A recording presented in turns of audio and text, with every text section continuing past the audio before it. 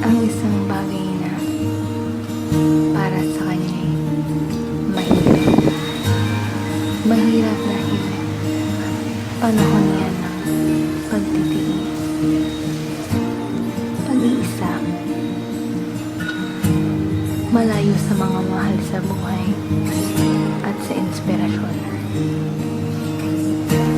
Mag-isang haharapin ng umaga, nagtatanong, anong mangyayari?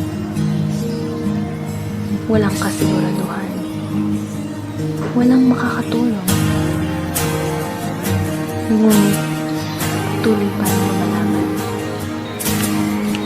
Sino nga ba makapagsasabi madaling kalaban ng panahon? Malayo sa pamilya, kalaban mo ang panahon. Yan ang isang bagay na nakakapanghina na rin. Ngunit, ngayon na naman. Yan ang buhay ng babae na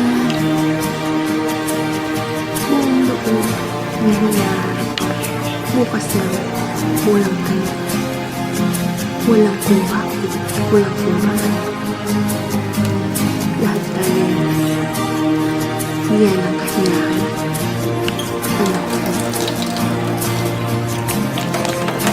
Simple lang ang pinag-uwi.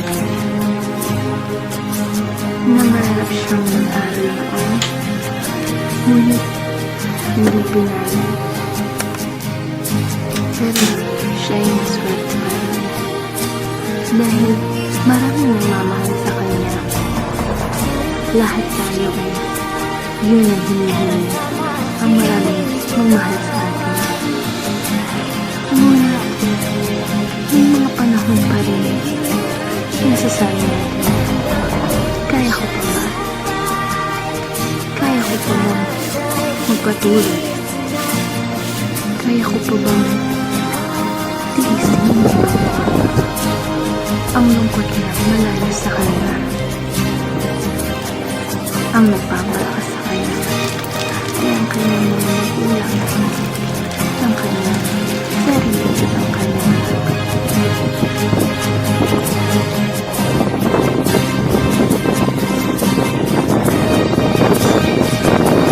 ayun, anong pakiramdam mo sa isang araw? Ganun lang laging ginagawa. Na, nahihirapan ako. Bakit ka naman nahihirapan? Kasi, malayo ako sa pamilya ko. Anong pakiramdam ng malayo ka sa pamilya? Siyempre, masakit. Kasi hindi ko sila kasama ko. Ano yung pinakamasayang araw sa buhay mo? Kasama ko, pamilya ko. Ano yung pinakamasayang araw sa buhay mo? Ano mangyari ng araw na yun? Kahit na buong pamilya ko kasi Ano yung isang bagay na nagkamali ka, na nagbago talaga ng buhay mo? yun yung time na nabuntis. Ilang taon ka ba nung nabuntis ka? 21 years old. Asan na pala yung asawa mo ngayon? Sa ngayon, wala na akong balita sa kanya. Asan na ngayon yung anak mo? Sa ngayon, nasa nanay